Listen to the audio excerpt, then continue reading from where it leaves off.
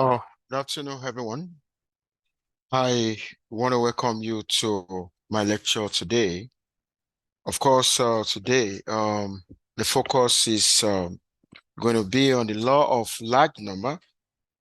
So, in the outline, I'm going to walk you through uh, the fundamental uh, principle of law of large number. Then, I'm also going to walk you through what we call Chebyshev inequality. Then what is a real life application of law of large number? Okay, so the real life application today, gonna, be able to tell you that it is because of the law of large number that casino is still in business. And not only that, insurance company, they rely on the law of large number. So what about renewable energy? Also relies on the law of large number. So what I'm going to do right now, I'm going to first walk you through theoretical development of days before we go into application. Now, let's get started. Now, recall that if I have y1 up to yn, I remember the other time, y1 or y up to yn, we refer to that as a random variable. And of course, the IID means identically and independently distributed. And don't forget, the random variable can be discrete or continuous. So whether discrete or continuous, the random variable has unknown mean and variance. Of course, if we want to figure out maybe certain characteristics value that we call parameter, if I want to know the average uh maybe the annual average household in a particular country, or I want to be able to know the proportion of time a particular working facility is used in a bank, and so on like that. And of course, that is going to be a parameter. And of course, we believe that uh, we need to be able to obtain this, figure out the parameter, we need to go into population. And when we identify population of interest, we do not have resources to study every item in the population. So what we're going to do is to take sample. Now, the sample that we actually take, so y1 up to yn becomes what I call the random variable in the sample. Okay, and we believe at the moment we don't know the mean, we don't know the variance, and that's why you see unknown mean and variance. Now, if we don't have information about these two essential parameters, then we actually need to estimate. You remember the other time I told you that we don't figure out parameter exactly. What we do when we take a sample is to estimate that parameter. And whenever we want to estimate, we need an estimator. Okay, I want to estimate. So what parameter of interest do I want to estimate? I want to estimate mu. And if I want to estimate mu, then I need an estimator. Okay, the estimator is this guy now. Okay, so they suggested this guy. Okay, so that guy is an estimator. Okay, which means how am I going to get this guy? Then I'm going to get this guy by adding y1 up to yn divided by the number of the sample. Now, take a look at this. How do we now justify computing this guy now? Okay, how does he really tell us that, okay, computing this, how do we know that this is already guaranteed? I know that if I want to get the population mean directly, I'm actually going to use all the elements in the population, and I don't have resources for that. And I take a sample because this is the population, the way the population look like, and I choose a sample. Initially, it was Y1, Y2 up to YN, and here I'm actually going to have a sample that I've chosen. And of course, how am I so sure that the sample mean will provide a reasonable approximation to the population mean? And that is what I mean in the question. How do we justify this procedure? To justify the procedure, we can answer the question, by trying to say if different researchers should go into the same population, take a sample size, they're all going to have different values for average. Because of that, that sample mean becomes a random variable. Now, when the sample mean becomes a random variable, then what I'm going to do is we're going to be seeking to obtain the sampling distribution of the sample mean. And the only way to guarantee that the sample mean will give us what we want, I'm going to say that again. The only way to guarantee that sample mean will give us the population mean that we want, okay, then the sampling distribution of the sample mean must concentrated around mu. When something is concentrating around that, it's like it's not far from it, very close to it. But I'm not going to deceive you. This is not the same as this, as model. I told you, model is not the same as reality. But what we want to make sure is, can we have a way that the sample mean we obtain can be concentrated, will not be far away from the population mean? And of course, we can use the idea of the law of large number to be able to establish that. I told you the other time, we don't just do what we do. There's a reason why we do what we do. Reason why students learning mathematical related subjects, why they don't find it attractive, is because they don't ask questions.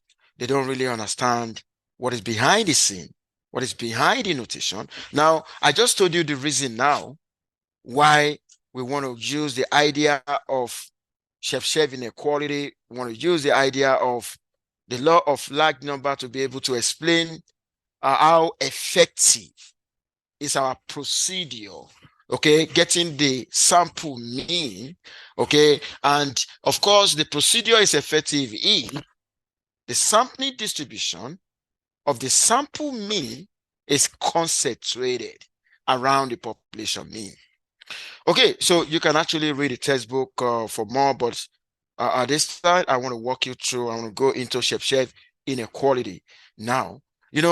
Before going into, there's a connection between Chebyshev inequality and the law of large number, but the two of them, I'm actually going to say they're going to help us in a way to see how the sampling distribution of the sample mean will be concentrated around the population mean.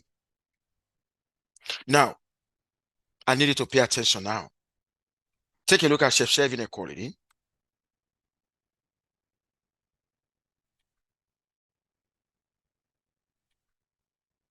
If I have a random variable y with a mu and a finite variance, therefore any constant k greater than 0, okay, please, I need you to pay attention to this guy.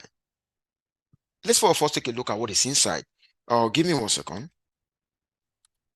Let's pay attention to this guy. What is y? Random variable, right? What is mu? That is the population mean. Okay, now we want to see, we're trying to say the difference between the that very random variable y and the population mean in absolute term, because why do I put an absolute? Because the difference could be negative or positive. But let me tell you this. What we're trying to say here is that difference should be less than a K sigma. You know, K sigma, what is the meaning of K sigma?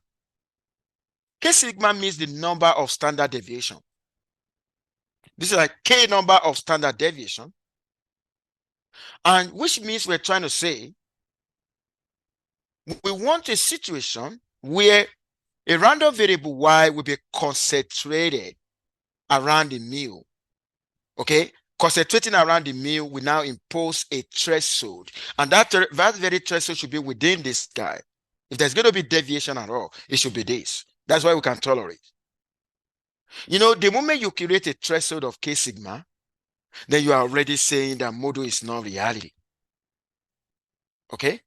Now, and that is why you are now trying to say the probability that that happen, it is greater or equal to 1 minus 1 over K squared. The moment, if I'm talking about within 2 standard deviation now, within 2 standard deviation, it means K equal to 2. Okay? It means K equal to 2. When I plug in 2 here, that will give me the upper bound probability. And another way to write this is, which with the one we don't want. Take a look at this. Greater, right? It's greater than a threshold. Okay? Now, the probability that that happen is going to be less or equal to 1 over K squared. Greater than a threshold. Okay? It's going to be less or equal to 1 over K squared. Okay? Now, but when it is within a threshold, then it's going to be greater or equal to 1 minus 1 over K squared. What are we talking about? If you take a look at this is just giving us the idea of Chebyshev inequality as regard to a random variable y. You've done Chebyshev inequality in a lower statistic course before, but what do we want to do here? What is new? We now want to bring the idea of Chebyshev inequality into our situation where we're no longer focusing on random variable y, but we're focusing on random variable y bar. What is a random variable y bar? Sample mean. Now, take a look at this. We now want to rewrite the Chebyshev inequality to suit what we're doing. We are not, like I said, we're not focusing on random variable y, but we're focusing on the sample mean. Random variable y bar. What have I done here? Take a look at that. Y bar has replaced y because the y bar is the sample mean. Okay, what is a mu? Mu is going to be the expected value of y bar. Don't forget, when the sample mean varies, we can find the mean of anything that varies. Does that make sense? I told you, if different researchers should go into the same population, choose a sample size, the same sample size, they're actually going to have different value for sample mean. And that's why the sample mean is a random variable. Now, if it's a random variable, then we can find the mean of the means, which is called the expectation of y bar. What are we talking about now? If the expectation of y bar exists, then since we're no longer focusing on a random variable y, when you are focusing on a random variable y, we're going to be talking about standard, take a look at this. If I'm focusing on y, if I want to talk about K sigma, it means K standard deviation of a random variable y. If I'm focusing on sample mean, if I want to talk about K, I'm not going to say just K sigma. It's just going to be that, which is just going to be K standard deviation of that.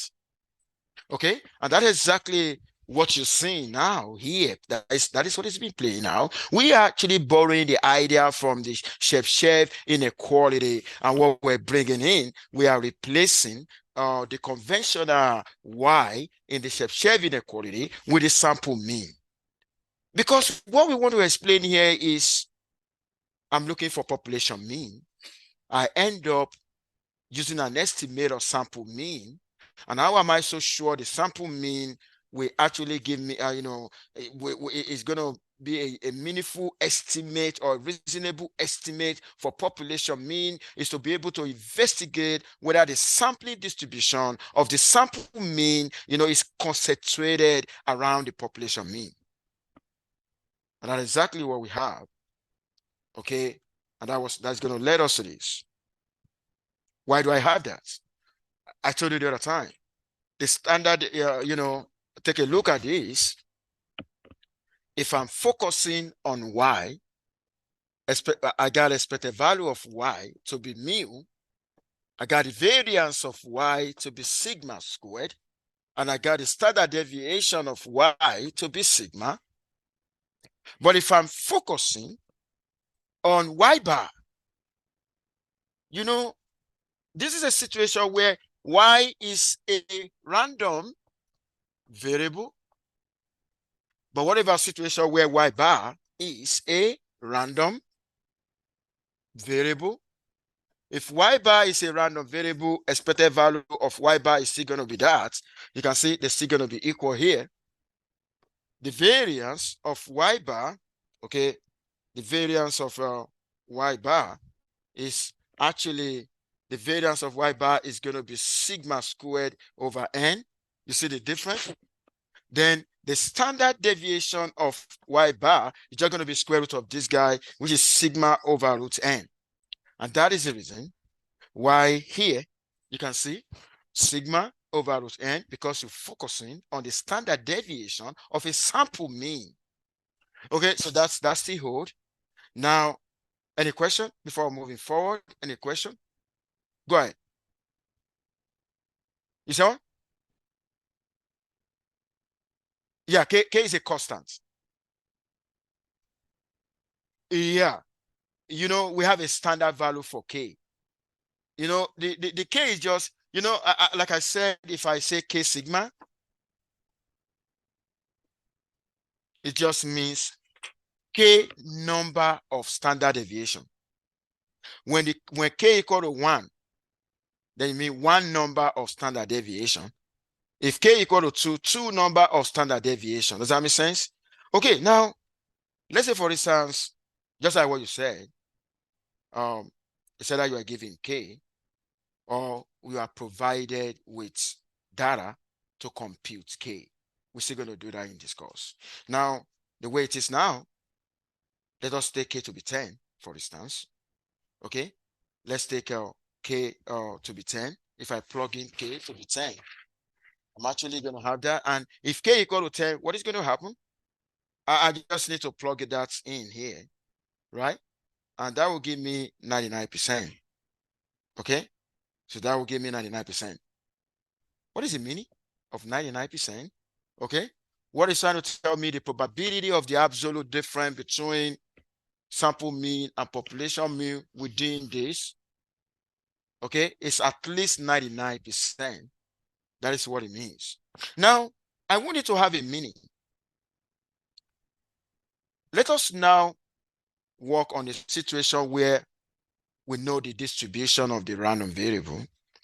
Now, take a look at this.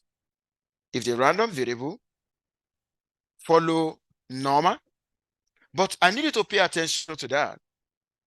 Variance is already known, 1 squared, but mean is unknown. A normal distribution has 2 parameters. In this question now, mean is unknown and variance is known. And don't forget, if you want to compute, you need the standard sigma, right? And that's why we need the variance. Now, if I know the sample size, of course, don't forget, I'm taking y1 up to yn, maybe y1 up to y100, okay? If n equal to 100, take a look at that. If n equal to 100, okay, and of course, I can compute this using the information, okay, that's going to be 0.1, okay? Everything here now is going to be 0.5. Mathematically speaking, you're actually going to have this guy. What has happened? You've plugged in the standard deviation You've plugged in the sample size. Now you want to find this guy now. Okay, so this is less than 0.5. Okay, now in another way, okay, if this is 0.5, okay, that is actually telling me my K. Okay, let's say for instance, I don't have the knowledge of K, but if you're given this and I don't have the knowledge of K, I'm just going to do this. I'm just going to compare this. Take a look at this. If I have this guy, let's say this is what you're given, okay? And here, you want to compare. So it means you're going to compare this guy with this guy. Because you know the standard deviation, you know the sample size, you can find K in that situation. Okay? Now, I'm just trying to let you know that. And when you find K, when you compare, of course, K is going to be equal to 5, and you plug that in, you're actually going to get that. Take a look at that. Okay? So now, what I want to do is this. When n equal to 100, and we're still using the standard deviation of 1, when we compute the probability, when n equal to 100, we got 96%. Let us now move to 10,000. Okay, let's move to 10,000. Why am I moving to 10,000? I want to investigate the law of large number within Chebyshev inequality. I want to see as sample size increases, what happened to the probability of convergence? Okay, is the probability of convergence going to be going up or going down? Let's see. When n equal to 10,000, I'm still using the same. I'm still using the same standard deviation. Now, in this situation, now my K is actually going to be different, and this is going to lead us to this. Now, what is your observation? Take a look at. I'm going to show you something now. Compare this with this.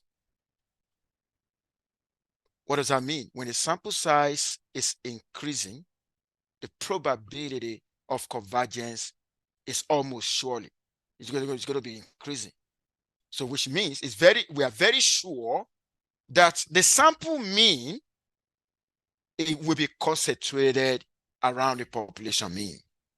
And that is what will lead us to the law of large number. What the law of large number is going to tell us, the more sample you take, then the probability of the convergence of the sample mean to the population mean within a particular threshold is actually going to be so high. So take a look at this. That is going to lead us to this. You can see a story. Statistics is like a story that goes on and on and on, and it's like a movie. Oh, go ahead. Oh, I should go to the previous slide. Yeah.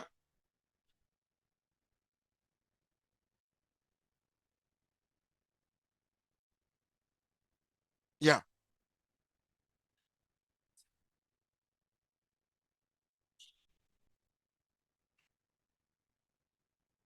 Okay, so we're focusing on average, and you know that this guy here,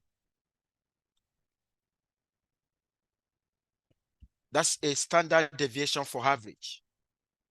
The standard deviation for random variable y is just sigma. Now, and where do you find this guy? In the denominator, right? It is obvious. When the sample size is increasing, the standard error is going to be going down because this is in the denominator. When the standard error is going down, then the probability of convergence will be going up. Does that make sense? So this will enable us to test the sampling property for when sample is small, when sample is moderate, when sample is large, what happens? But every other thing remain the same, except that we're changing the sample size. Does that make sense to you now? Okay, go ahead.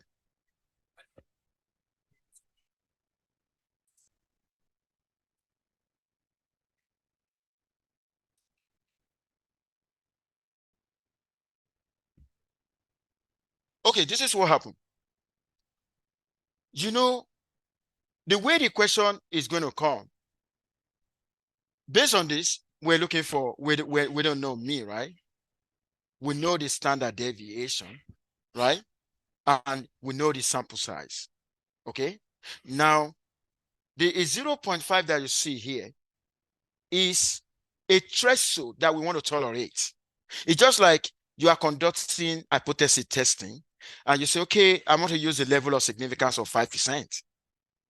Does that make sense? So this is what you want. You know, what you specify may be different from what I'm going to specify as a threshold. So this person is trying to say, I want sample mean to converge to mu, and I want that to occur within the threshold of 0.5. Yes, sir. So that threshold will be given. Exactly. Exactly. It could be whatever value.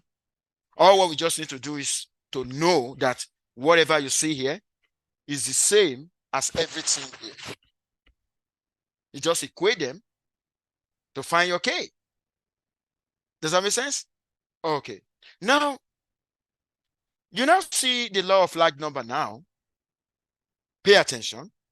Okay, it said, let y1 up to yn be an ID random variable with the mean mu and the standard deviation sigma. That's for y, right? Let y bar n. You see that y bar n is already telling you it's a random variable. Be the associated sample mean for any epsilon greater than 0. Now, I'm going to come back to your question. We normally denote this guy here as epsilon. Epsilon means like a threshold, and it has to be, it's going to be greater than 0, but it should be very small. And that is what you see here. That is what you see here. Do you see this guy? Okay. Now, that's what I'm trying to say now is this. What I'm trying to say now, if I'm focusing on y bar, epsilon will be k standard deviation of y bar, which is going to be k sigma over root n. That is my epsilon. So epsilon is a threshold that I actually want to tolerate, you know, when there's going to be convergence between the y bar and the population mean, it should be within that threshold. Can somebody tell me what happened if epsilon equal to 0? If epsilon equal to 0, what happened? Like in real life, when epsilon is 0, go ahead. Okay, when epsilon equal to 0, that is 100% convergent. We can never have that in this world. Which means you are trying to say the value of the sample mean will be automatically with the values of the population mean. It's never going to happen. And that means you are trying to say model is the same as reality. They are not. Does that make sense? And that is why we're always going to have an epsilon, which is going to what? What do we say about epsilon? Take a look at this. What do we say about the epsilon? It has to be a positive number, but very small. Go ahead. Yeah, it's a threshold. Like, okay, this is what happened. I said, this value want to be like this value, but it cannot be exactly like this value. But the difference between them should be epsilon. That epsilon should be very small. Exactly. Exactly. And it has to be small because when the epsilon is small, okay, then the sample mean will be very close to the population mean, because what we want is the closeness. You know, I understand mathematics, statistics, because I normally make sure I understand every story behind every notation. The moment you understand every story behind every notation, you're actually going to be fine. Now, what is this guy telling me now? Please pay attention. limit n tend to infinity. You know what I mean? As my sample size is sufficiently large, the probability of the absolute convergence within the epsilon is 1. What does it mean? It's very sure. You can say, yes, it's going to happen. But that's only going to happen when the sample size is sufficiently large. And you know, the other time, we've already demonstrated that, where we were increasing the sample size. We saw what happened. You go from 96 to 99.6. Imagine you go to 1 million sample size. It's going to be like 1. What do we use to show the world the law of large number? We use Chebyshev inequality to demonstrate that. Okay, let's come here now. This is a scenario. You can see what I talk about. This is what we want. I need you to pay attention. Sarah, population mean. But what we normally get in reality is something that deviated away, right? Deviated away, but it should not deviate too much. And that is why we created a threshold. I don't know whether you have given this a thought. Standard deviation. We know there's a deviation. We are now calling it standard. It means it shouldn't go beyond. Any deviation that go beyond the one you set is not going to be allowed. Okay, so take a look at that. So you're actually going to have deviation to the left is going to be mu minus the epsilon that you set, and to the right is going to be mu plus the epsilon. And as you can see, the red line is when sample size is 100. The blue shape is when it is 10,000.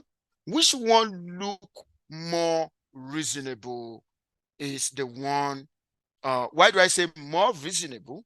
The one that shrink, not spread out, is when the sample size is large. Take a look at that. Oh my God, statistics is very interesting. Very, very interesting. Now take a look at this. Now we want to have a proof now. Do you know the proof we want to have now?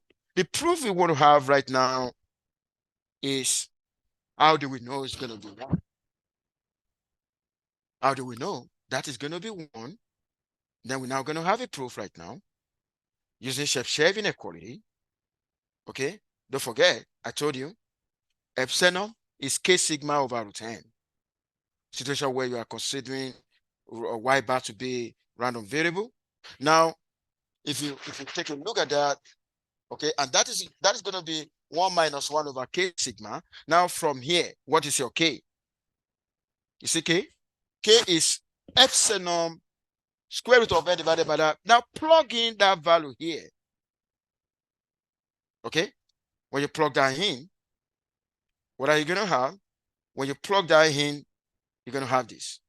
Where is the sample size? Denominator. When the sample size is large, what happens? That guy will convert to 0. When that guy converts to 0, that the whole thing will convert to 1. Any question on how this proof work? Okay, now I'm going to move right now. Now, I've considered a situation where we're focusing on normal distribution. Even if you're focusing on any distribution, whether of discrete type or continuous type. Take a look at this guy. When y1 up to yn follow Bernoulli distribution, okay, whatever distribution, you need to know the mean of the random variable y and the variance, as well as the standard deviation. For Bernoulli, you know it's going to be p and that. Now, what are we seeking?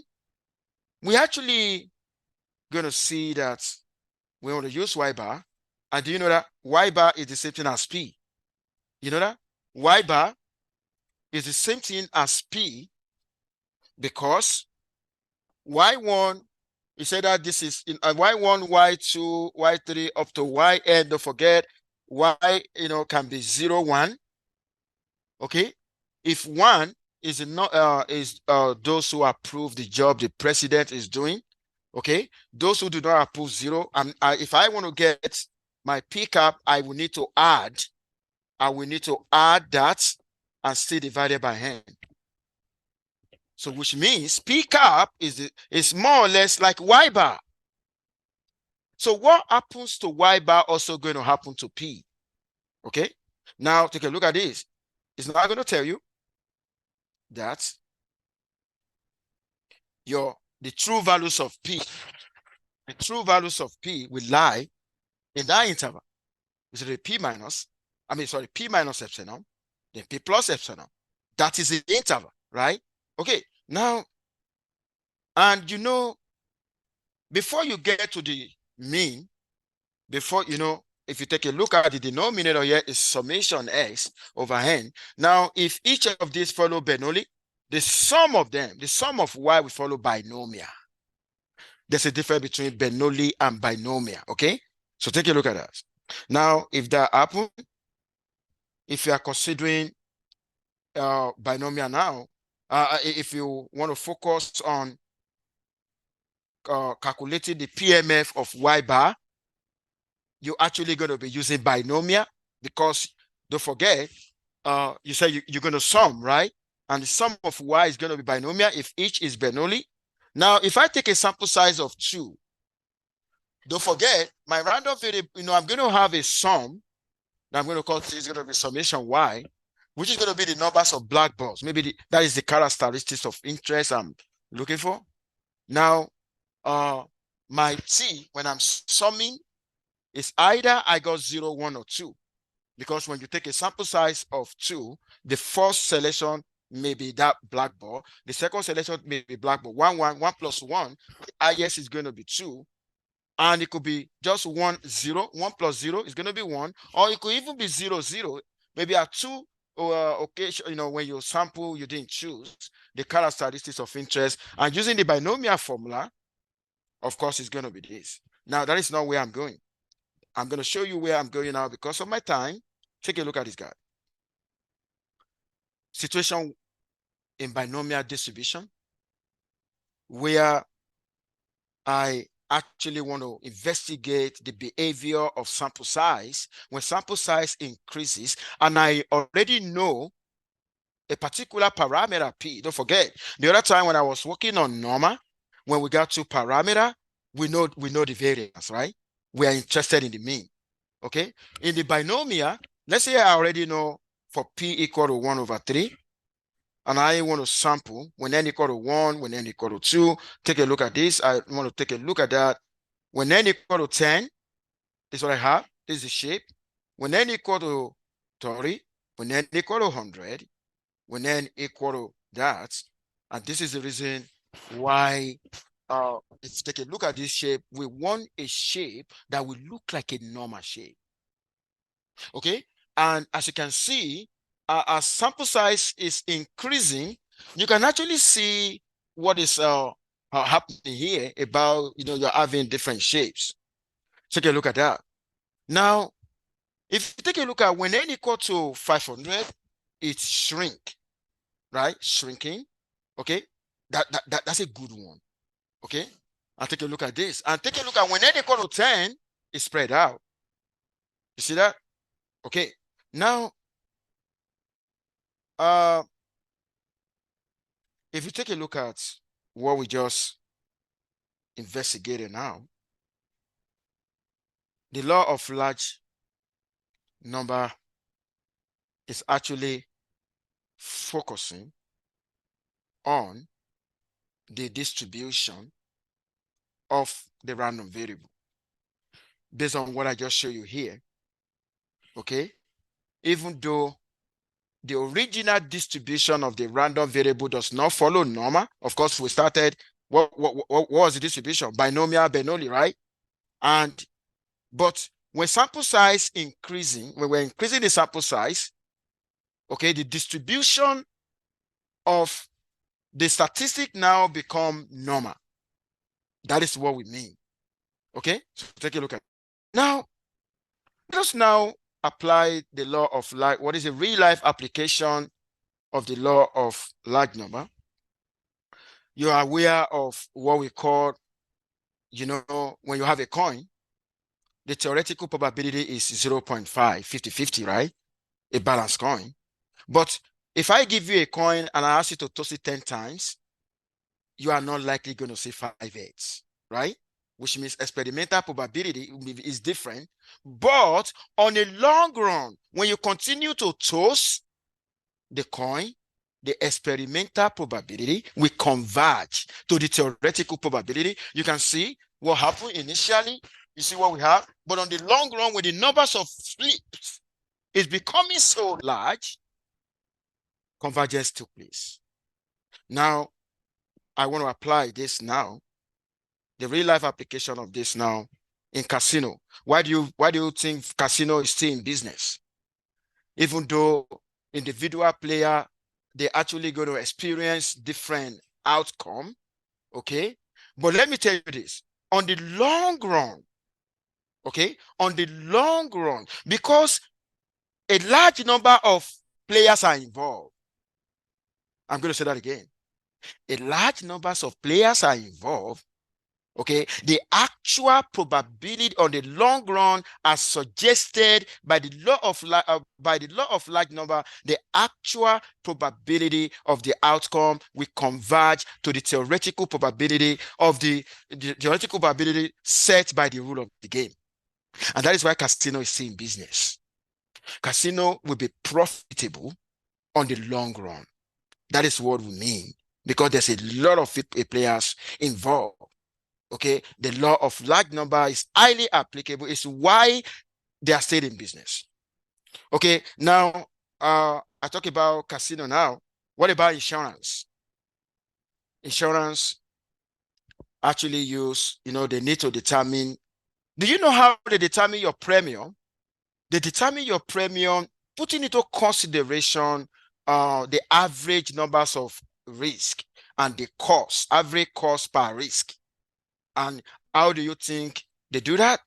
They do that because they have a large numbers of policy holders. Okay, even though individual may have different risk level, but when you take a look at it in aggregate and on the long run, okay, that will give them opportunity. So which means we expect the actual value of the cost and of the claim, because they want to figure out, claim when it's a stochastic environment, claim varies and the cost per claim varies, which means for them to be able to determine the premium, they need to be able to determine the average claim. Average numbers of claim and the average numbers of cost per claim. And how are they going to do that? They will do that on the long run because they have a large number of customers. So you're actually going to see that the actual numbers of claims and the actual numbers of what is it called? The cost will converge to an expected value. Now, what about in renewable energy? In renewable energy, the law of large number, when you take a look at the output from each turbine, okay, from each solar panel, okay, or the wind turbine, okay, the outputs fluctuate. Why? Due to what? Due to weather condition. Due to weather condition and equipment efficiency. But let me tell you this. The law of large number enable them to they aggregate the output from the units, from all the units. Okay, that will enable them the overall output now will be predictable and will be more reliable, and which means the idea of the solar power stuff, the company can only benefit and the society can also benefit from efficient energy if a good numbers of customers subscribe to that. Does that make sense to everyone? Before I'm going to leave you with this. I remember when I was studying this in Africa, when I study any complicated equation, and I don't have what I'm going to say conviction about what is behind the scene of every notation, then I don't believe I understand it. What is the essence of learning? What is the essence of learning anything at all? The essence of learning anything at all is to be able to apply what you learn in the society. But if you don't understand what is behind the equation, notations, I was able to flow here today because I don't only understand the mathematical technique, but what for? You can see the law of large number is what is making all of this casino to remain in business, because on the long run, they're going to have statistical edge. Okay? Insurance, why they are still in business, they use the law of large number because they got large numbers of people. And I just talk about renewable energy now. Any question? This is going to be the end. What are we going to do next week? We're going to start sampling related to normal. Any question? Probability of Weiber, which one? When I get there, you tell me. The previous slide? Okay.